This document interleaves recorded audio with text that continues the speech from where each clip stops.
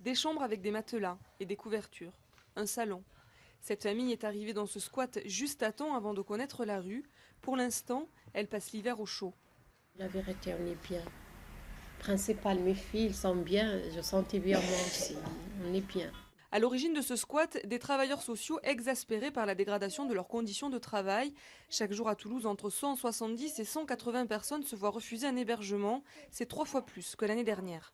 Un des points qui a déclenché finalement tout ça, c'est aussi qu'on a eu affaire à beaucoup de décès. Beaucoup de gens de la rue qui sont décédés suite à une usure de toute façon de la rue.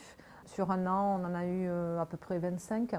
Réunis dans un groupement pour la défense du travail social, ils décident alors de radicaliser leur action en s'associant au mouvement Intersquat pour réquisitionner un bâtiment vide. Une partie du lieu est dédiée à des personnes seules d'un certain âge, l'autre aux familles, des demandeurs d'asile pour la plupart. En aidant les travailleurs sociaux à réquisitionner leur bâtiment à côté, on a trouvé ce bâtiment-là et on s'est dit qu'on avait assez de place pour accueillir des familles qui étaient à la rue. Et du coup, il y a 3000 m² ici et c'est ça qui a pris. Il y a 7 familles plus nous du collectif parce que c'est pareil, on n'a pas d'argent pour payer des loyers à Toulouse. Ironie du sort, le lieu appartient au ministère des Solidarités et de la Cohésion sociale. L'État a donc porté plainte pour occupation illégale, mais le tribunal administratif a pour l'instant jugé irrecevable la demande d'expulsion. Problème, la trêve hivernale ne s'applique pas aux squats, les résidents peuvent à tout moment être expulsés.